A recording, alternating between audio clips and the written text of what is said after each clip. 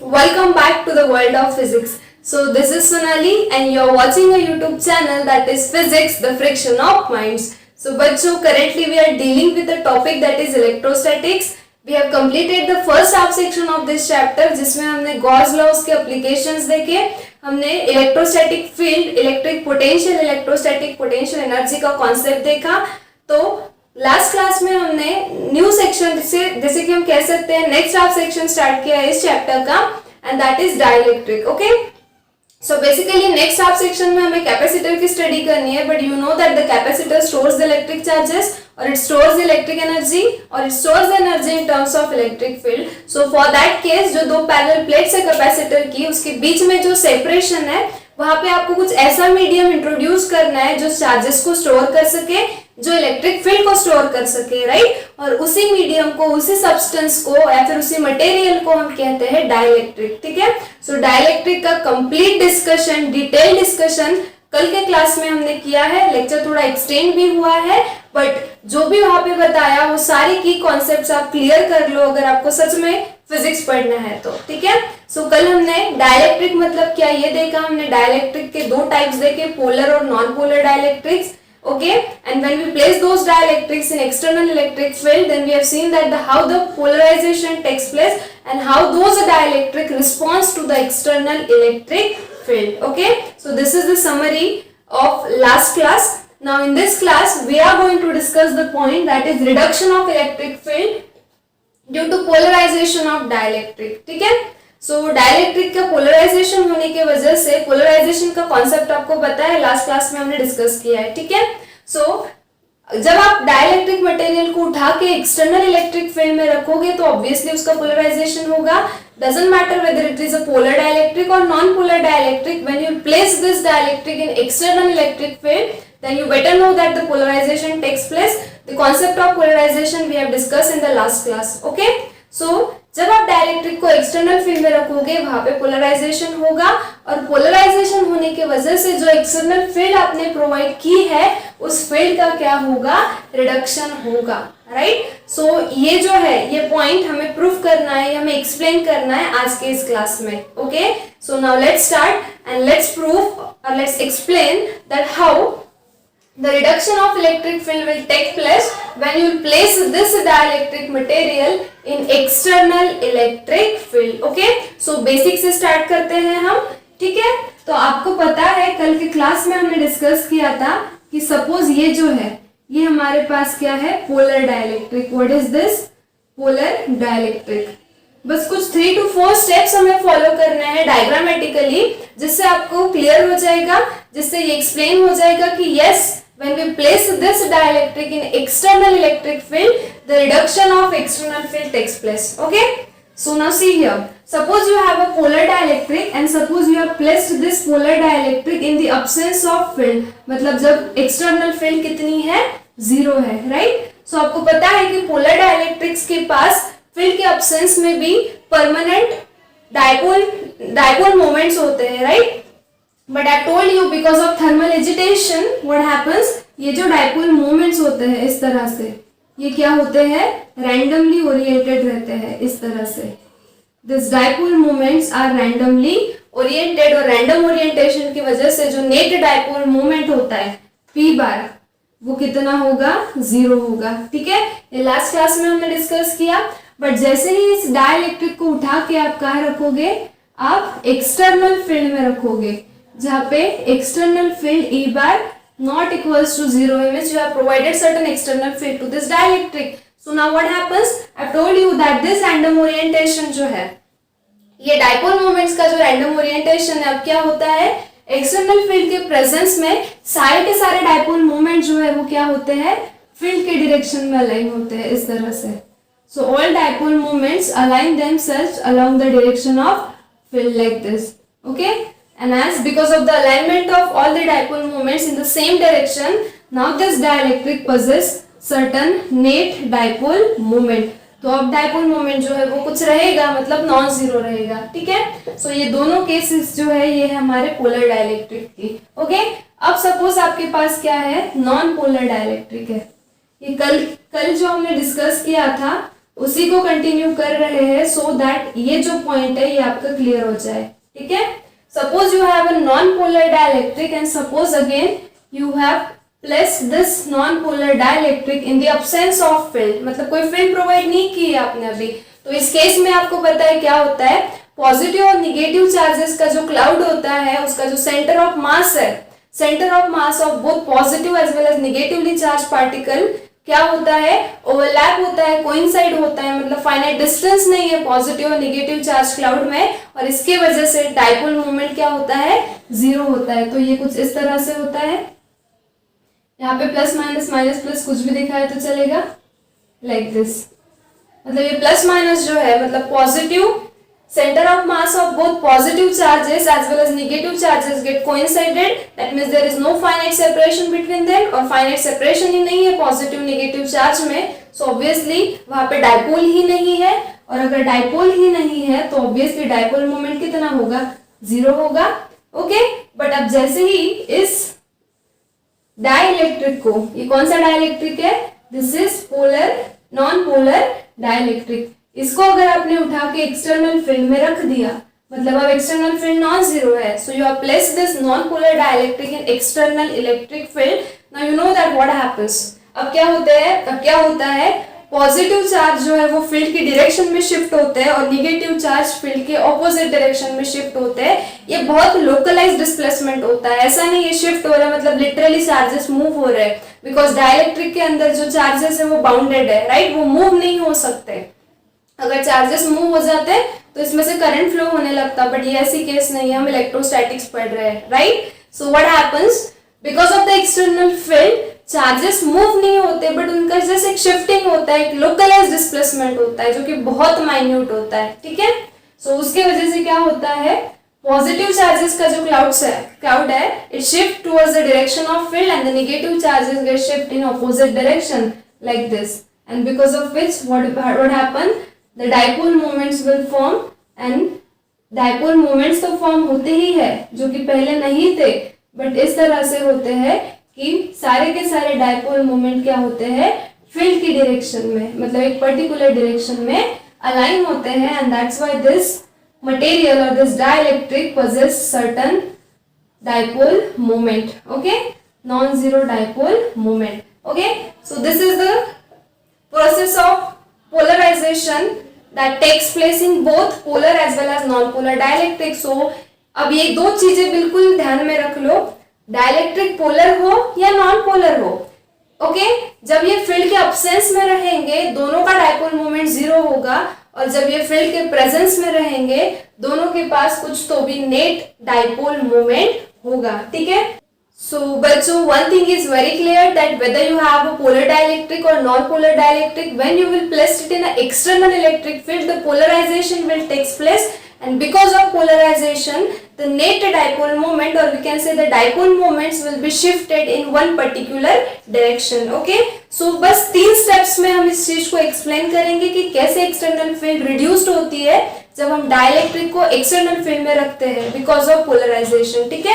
So suppose in the first case you have provided external field to this dielectric, मतलब आपने इस dielectric को external electric field में रखा है, तो अभी रिसेंटली हमने देखा, फिर वो पोलर हो या नॉन पोलर हो, डाइपोल मोमेंट जो है वो क्या होते हैं, एक पर्टिकुलर डायरेक्शन में अलाइन होते हैं, राइट। मतलब यहाँ पे क्या हुआ, यहाँ पे हुआ alignment of what, alignment of dipole, alignment of dipole moments in one particular direction. कब, when it is placed in external, when dielectric is placed in external electric field, ठीक है, इस तरह से, ओके। सो ये चीजें हमें पता है, लास्ट क्लास में भी हमने डिस्कस किया कि जब इस डाइलेक्ट्रिक को एक्सटर्नल फील्ड में रखा, फिर वो पोलर हो या नॉन पोलर हो, डाइपोल मोमेंट जो है वो क्या हुए, फिर एक पर्टिकुलर डायरेक्शन में अलाइन हुए, ओके। अब क्या होगा, यहाँ पे इंडक्शन की प्रोसेस की वजह से यहाँ पे अगर पॉजिटिव चार्ज है और उसके नियर बाय अगर आपका दूसरा मटेरियल है, तो because of the process of induction opposite charges get induced on this particular surface. तो यहाँ पे पॉजिटिव है तो यहाँ पे निगेटिव चार्ज आएंगे, और यहाँ पे निगेटिव है तो यहाँ पे पॉजिटिव चार्ज आएंगे। ओके, और इसका बेस्ट एग्जांपल है जो कि हम करते हैं, लाइक बचपन में हम करते थे, taking a scale or a comb, just rub it on your hair and then do the pieces of paper and then just bring that rubbed comb or a scale nearby those pieces. What happens? Those pieces get attracted towards the comb. Okay, this is because of the process of induction. Okay, so ये ऐसा यहाँ पे होगा। अब क्या होगा next step में, वो देखो, because of the alignment of this dipole when you placed it in external electric field, तो external field जो है वो हमने प्रोवाइड की है, डाइपोल मोमेंट्स का अलाइनमेंट हो चुका है। अब as a result of alignment of this dipole moments in the, because of this presence of electric field, what happens? Localized displacement क्या होता है?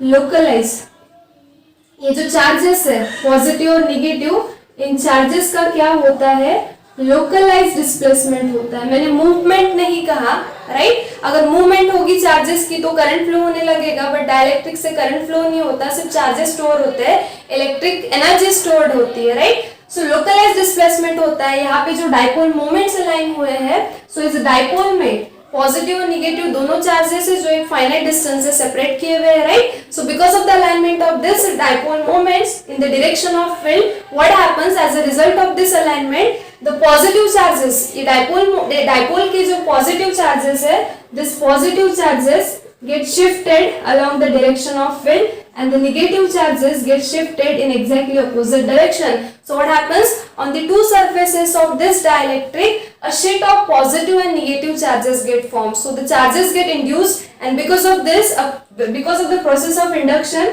यहाँ पे अगर पॉजिटिव चार्ज है तो ये नियर बाय सरफेस पे इंडक्शन की वजह से कौन से चार्ज आएंगे? नेगेटिव, और यहाँ पे नेगेटिव है तो यहाँ पे कौन से चार्ज आएंगे? Positive. Understood? So what happens? As a result of alignment of this dipole moments, because of the presence of field, what happens? A localized shifting or a localized displacement of this positive and negative charges takes place. The positive charges get shifted towards right along the direction of field. This is direction of field, right? And the negative charges get shifted in exactly opposite direction. Okay, like this. Okay, and because of the process of induction, the opposite charges get induced on these two nearby surfaces. अब देखो क्या होगा, आपने जो field provide की है उस field की डायरेक्शन है ये, राइट? सो ये है आपकी ई की डायरेक्शन जो आपने एक्सटर्नली प्रोवाइड की है। बट अब यहाँ पे देखो, यहाँ पे इस सरफेस पे पॉजिटिव चार्जेस है, इस सरफेस पे नेगेटिव चार्जेस है, तो यहाँ पे क्या होगा? यहाँ पे चार्जेस का डिस्प्लेसमेंट हो चुका है, उनका पोलराइजेशन हो चुका है। इसके वजह से क्या होगा? एक फील्ड यहाँ पे इंड्यूस्ड होगी, जिस फील्ड को हम कहेंगे induced field. So let this induced field B denoted by E naught. And now what will be the direction of induced field? So you better know that the field is always directed from positive charge to the negative charge. तो यहाँ पे ये जो induced field induced हुई, या फिर यहाँ पे जिसे polarized fields भी कहते हैं, ठीक है? So ये जो induced field है, इसकी direction क्या होगी? From positive to negative. Now you observe both the fields. Both the fields are exactly opposite in direction. Externally provided जो field है उसकी direction ही है ये, और जो अब क्या हुआ? जब पोलराइजेशन हुआ तो क्या हुआ? यहाँ पे शीट्स फॉर्म हुई चार्जेस की, यहाँ पे पॉजिटिव चार्ज, यहाँ पे नेगेटिव चार्ज। इसकी वजह से डाइलेक्ट्रिक के इनसाइड भी एक फील्ड इंड्यूस्ड होगी। ओके, सो ये जो फील्ड है इसकी डायरेक्शन है ये from positive to negative. Now you observe this two fields are in exactly opposite in direction, right? So अगर हमें नेट फील्ड निकालनी है, अगर थर्ड केस में हमें नेट फील्ड निकालनी है, तो नेट फील्ड क्या हो जाएगी? इन दोनों फील्ड की vector addition according to the rules of maths. Okay, तो अब देखो सिंपल सा कॉन्सेप्ट है। अगर आपके पास दो वेक्टर्स है, अगर आपके पास दो वेक्टर है, ये है आपका एक्सटर्नल फील्ड, सपोज ये है 10 और ये है दूसरा, सपोज ये है 7 जो इंड्यूस्ड फील्ड है। सो सपोज इसे हम करते हैं एक्सटर्नल फील्ड, इसे हम कंसिडर करते हैं इंड्यूस्ड फील्ड। ओके, अब अगर हमें इनका रिजल्टेंट चाहिए तो हमें क्या करना होगा? इन दोनों की वेक्टर एडिशन। सो ये है आपका E प्लस, ठीक है, या फिर दोनों वेक्टर्स अपोजिट है तो डायरेक्टली आप सब्ट्रैक्शन करके रिजल्टेंट निकाल सकते हो। ये 10 - 7 कितना हो जाएगा? 3, राइट? मतलब आपने नेट फील्ड निकालने के लिए क्या किया? आपने E - E naught किया। Understood? So let that net field B denoted by E dash. ये जो नेट फील्ड है, सपोज हम ये E डैश से डिनोट करेंगे। सो E डैश क्या है? आपकी net field, right? So net field inside dielectric ई डैश, ठीक है। और यहाँ पे ये जो चार्जेस है इंड्यूस चार्जेस ये ऐसे ही रहेंगे, ये माइनस और यहाँ पे इस तरह से प्लस, ओके। सो ये नेट फील्ड जो है E dash, this net field E dash equals to क्या हो गया, vector addition of both the fields. This field is E, this field is E naught and both are exactly opposite in direction. So we will do E minus E naught, that will give you a net field. Okay? So ये इस तरह से हमने net field तो निकाल ली inside the dielectric, but अब इसकी direction क्या होगी? So obviously जो field ज़्यादा है उसकी direction होगी, तो external field जो हम provide करते हैं उसका magnitude ज़्यादा होता है, और जो फील्ड यहाँ पे इंड्यूस्ड होती है, इंड्यूस्ड फील्ड जिसे पोलराइज्ड फील्ड भी कहा जाता है, इसका मैग्नीट्यूड कम होता है, राइट। सो इन दोनों की डायरेक्शन अपोजिट है, सो नेट फील्ड हमने निकाल ली जिसे हमने ई डैश कहा, बट अब ये ई डैश की डायरेक्शन क्या होगी, ऑब्वियसली जो फील्ड ज्यादा है उसकी डायरेक्शन होगी, so net field will be in this direction, okay. So means यहाँ पे क्या हुआ, अगर आपने एक्सटर्नल फील्ड 10 की प्रोवाइड की है, जस्ट नंबर कंसिडरेशन के लिए है, ठीक है। अगर आपने एक्सटर्नल फील्ड 10 की प्रोवाइड की है तो नेट फील्ड जो है ई डैश, ये आपको कितना मिला, E dash is equals to 10 minus 7, net field आपको कितनी मिली 3, राइट। यूनिट इसके लिए नहीं लिखा, बस नंबर लिया है आपको समझाने के लिए, ठीक है। So you have provided external field of 10 in which you have placed your dielectric, because of which the alignment of dipole moments took place, and because of which the shifting of charges takes place, because of which the induced field is developed, right। and this induced field, ये जो induced field है इसकी direction इस provided field से exactly opposite है, so उसकी वजह से net field जो हमने निकाली E dash ये कितनी आ रही है, 3 आ रही है। इसका मतलब क्या हुआ कि field जो आपने provide की थी वो field क्या हो गई, reduced हो गई, right। वो field जो है ये 7 के साथ ये 7 कैंसिल आउट हो गए, और फिर अब नेट फील्ड कितनी बची, only of 3, right, only of 3। So can you imagine that you have provided the field of 10 and now you have the field of only 3। सो 10 से 3 हो गई, मतलब आपकी फील्ड जो है वो क्या हो गई, रिड्यूस्ड हो गई।